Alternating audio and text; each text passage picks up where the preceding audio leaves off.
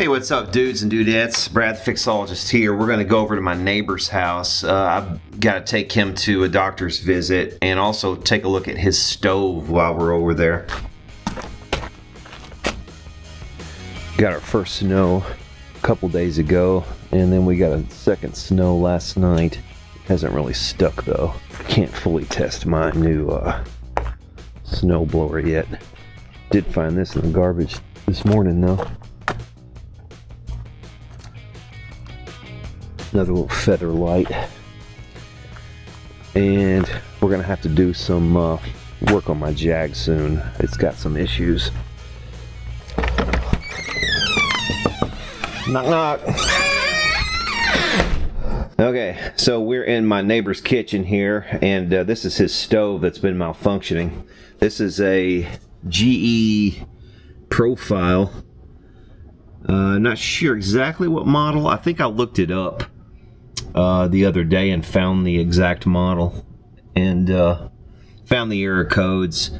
F760 error code is what's showing up right now. So we had a power outage a couple weeks back, something like that, and this thing's been out ever since. It was acting up before that, and when you would push on the buttons, half of them would work and half of them wouldn't. It was just like, it was going haywire basically, even before the power outage. And then after the power outage, it gave this error, and that was pretty much it after that. Well, Ron, being a very fastidious man, he's a lawyer, and he like keeps records of just about everything under the sun. But he actually had the records, all of the records for this going back since he bought it. He only bought this thing in like 2011 or something like that, and this thing's already basically toast.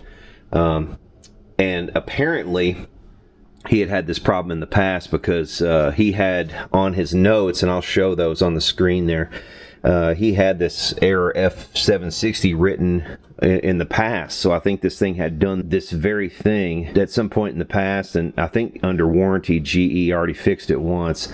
But this error indicates an error with the panel, and apparently that this can happen if they get wet, if you get some kind of water ingress or other fluid in there. It kind of just sends these things haywire. So we're gonna see if we can't get it going for him here, but we gotta take this back panel completely off. Usually there's a couple screws. I don't know if there's gonna be one there or not. Usually there's screws there, but it looks like they're already out. Just gotta pull the stove out. Unplug it.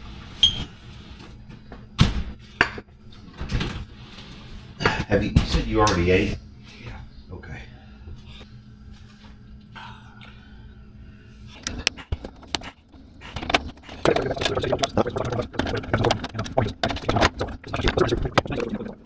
The hospital probably can get away with it. They're used to doing stuff like that. For people in the hospital using these drugs.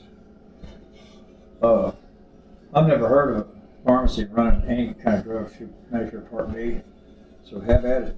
If they want to do it, go for it. Okay, so this is the display board right here, or this is actually the brain of the entire thing. This is the one thing I hate about modern appliances, is just how much they rely on just microchips and things, when the old technology, it just held up so much better. Now you've got all this frou-frou kind of crap, and it's just, everything breaks so easy. But you've got these contacts and switching on the front. I guess it's like capacitive, but that membrane is probably what the problem is. That membrane is probably filthy, I would imagine. But to replace this board right here, just this board with the membrane and everything and the buttons, I think this is like $400, and you can't even find it apparently. And this was in Ron's notes 10 or 12 years ago when this thing first broke, and it was still under warranty. You can't find this board. The only place, I guess he had it replaced by GE. You said you had this thing serviced once? Yeah. Okay, so GE probably came around and replaced this board at the time it first went bad, about 10 years ago or whatever it was, but not long after he first bought it. But yeah, this is prohibitive. If this goes out, it's pretty much done. The manufacture date on the board says October of 2008. Okay, so there are a couple of hidden screws up under here. You have to get up under there. There's one right there, and then there's another one here on brackets.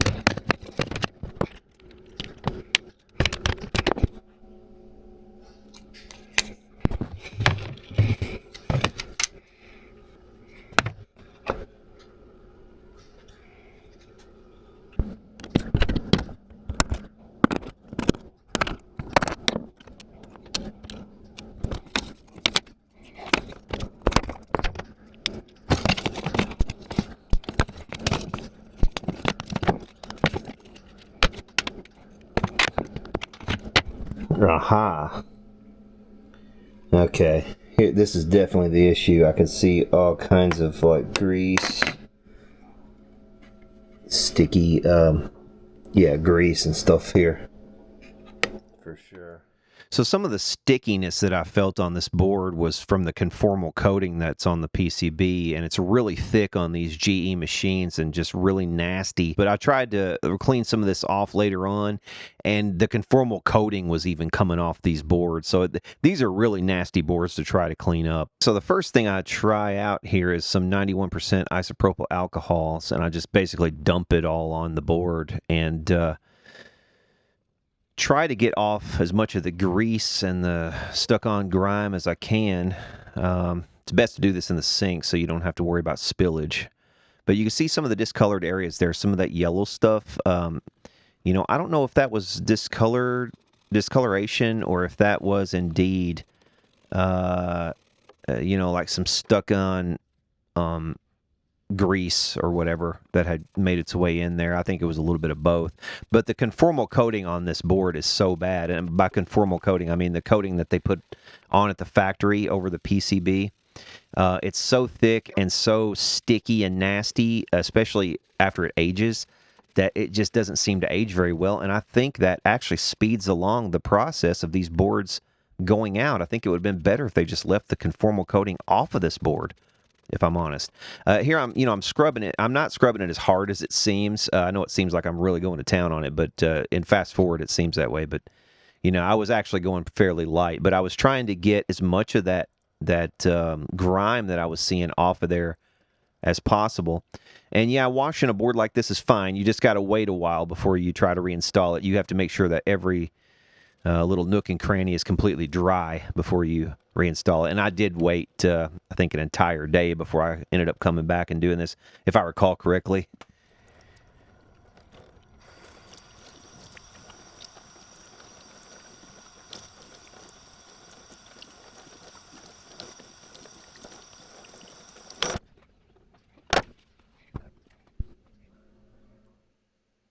And as you can see, there's still some yellow left in some of these areas, and it just really wouldn't come off without some more scraping. So, I ended up like scraping some of those areas with my thumbnail and with little tiny plastic scrapers and things like that to try to get some of that off. And you can see here, I'm just trying my best to remove that yellowing. I think that's maybe where that piece of the board maybe got hot or something like that. I don't know, but that has to be, I would think that has to be interrupting the interaction between this piece right here, which is this membrane, and the actual board. These two interact in such a way that it changes the capacitance when you touch it. Your actual body's capacitance changes it. The same as your body's capacitance is used to play a theremin. It's that kind of thing. Same principle. Here I'm using a actual toothpaste and a toothbrush I was using there to scrub it even further. This is after a day of letting it dry. So I went back over to Ron's and reinstalled it and just attempted to get it going.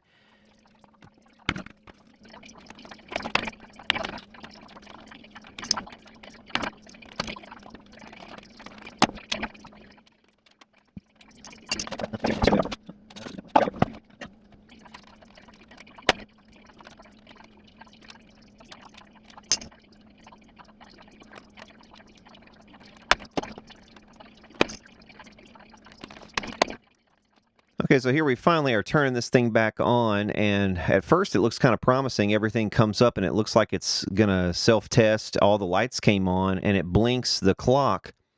But then as soon as you try to press something or go into a menu or make something happen, unfortunately, it ends up going back to the same error F760. So that's what I was experiencing here. And, yeah, as you can see here, I try several times to get this to happen, pressing various things. And once again, only about half of the buttons seem to be doing anything at all. So there's definitely a continuation of the problem somewhere. I could actually get the error to disappear by hitting the cancel button, and it would go back to the clock. But then anytime I tried to press something again, it would go back to the error. And I kept hearing a click on the back of the machine down low, or of the oven down low, and it some kind of relay down there that's clicking. Every time it gets the error, it acts like it's trying to access a relay. And if I didn't know any better, if I didn't look this error up, the error F760, and realize that it indicates a bad screen, I might have guessed that the oven was burned out or something, and maybe there was a short somewhere in the oven circuit, because it seemed to only happen when I tried to bring up, make something happen with the oven. Because it would click and then go to the error.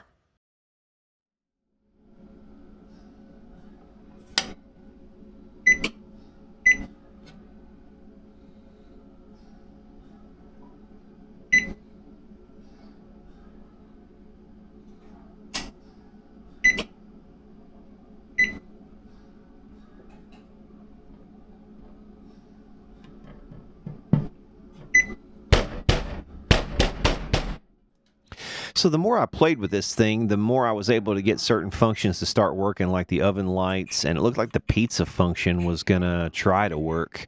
That's like a function built into this particular model where you can hit pizza and it'll bring up the correct temperature. You can just hit 1 or 2. It's kind of an automatic thing, but it acted like it was trying to work, but then it just wouldn't let me really put anything in. The more I was messing with it, the more it seemed like maybe the keypad, the two halves were kind of separated, so I ended up taking this thing back apart after a bit.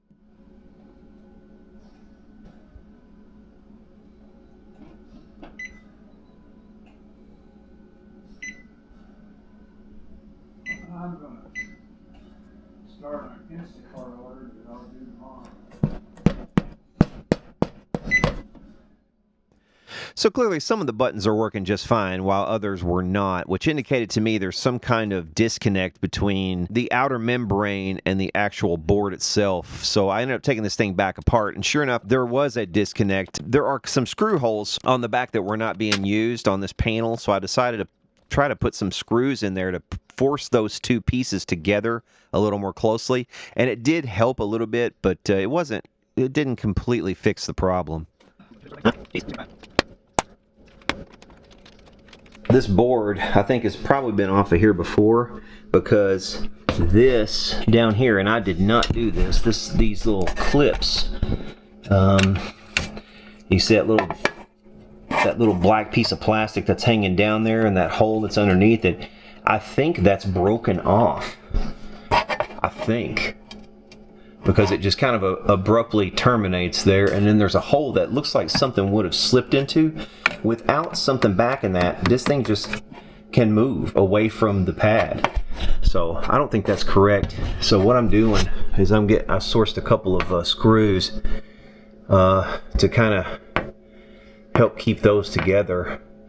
The only problem is this one's slightly too long, so it's kind of pushing against the front of the case, so it's separated slightly right there, but I'm hoping that won't be much of an issue. Just have to be careful when you clean it, so that too much water doesn't get down in there, but I think other than that it'll be fine. But you can see what I mean.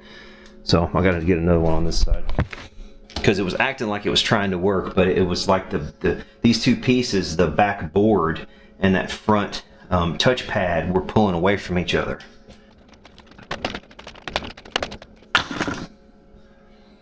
Okay, now I've got a screw on both ends. I've got one there and one there. It has pushed that away from this front edge, but I think that might be all we can do about that. I'm not sure. Without grinding those screws down, which I may do, we'll have to see. But first I want to see if this at least works.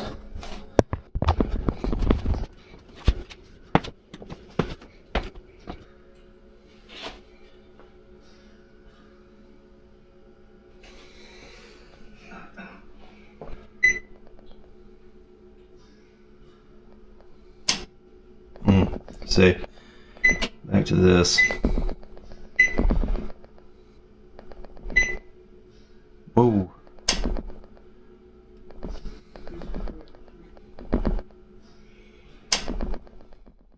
Okay, sorry about the rattling of the camera there. I know that's annoying. But as you can see, it's, a few more of the buttons seem to be working than were working last time. I had the thing apart, but it's still not right. And it's just, I don't think it's ever going to be right. Honestly, I think this part, for no matter what I do, is just going to need to be replaced. The board is just bad. Something on the board, whether it's that conformal coating or whether it's the pad itself or the membrane or something, there's some kind of disconnect somewhere, and it's not doing what it's supposed to be doing. So really that whole piece, probably the membrane included, needs to be replaced. But unfortunately, like I said, that part is hundreds of dollars for just that part, if you can find it. I looked around online, and I think I located one or two of them, but they're at least $200, the very cheapest one. And it's just, this stove is not worth it. He could replace this stove with something very similar, and he wouldn't have this problem again in the future. I think it's time for him to probably get a new stove, maybe get a used one in here. And in the meantime, at least now his top burners work. This is an improvement. They did not work before, so I don't know. I guess I fixed it, sort of. We're going to call this a half fix, okay? But I did end up going upstairs and moving his entire computer system, which was considerable. This dude has quite the nerve center. He does trading from home, and this is part of his setup.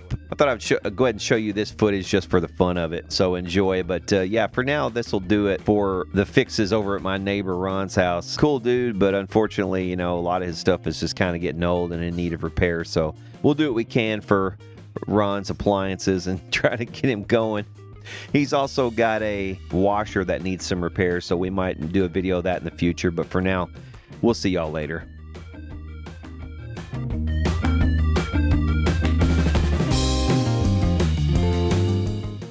Okay, so here's what we're looking at. He's got everything labeled. This is going to be pretty easy. Like I said, I don't know if you can see it or not, but there's a Republic of Gamers video card in this. See it in there? One thing I'm going to say about Ron is that he's the most fastidious person I think I've ever met. It's in terms of labeling everything, keeping all the paperwork for everything in the house. Every bit of documentation he can file, he will file it. Dude's a machine.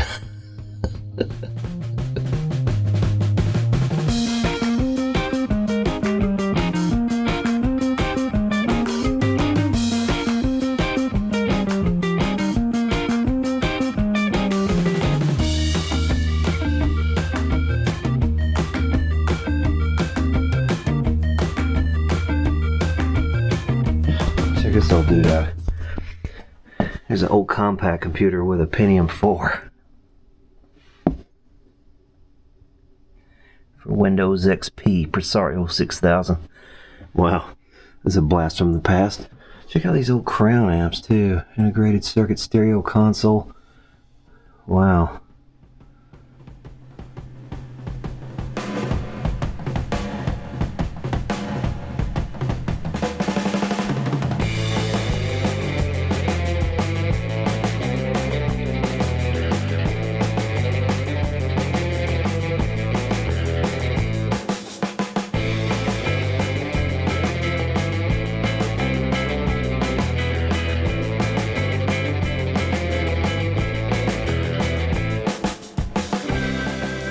Okay, now we can just pull out all this cabling and some of the power strips. I remember when I first started dealing with these trading computers, I listened to those fans, and especially coming off those UPSs, Yeah, and that really used to aggravate me. the fans. Yeah, I thought, man, it's like being in a jet plane. Well, not many people have this kind of setup in their dining room Your kitchen. or their kitchen. Yeah, I guess it is your kitchen technically. Well, you might be surprised at that. They're probably not around here in Kentucky.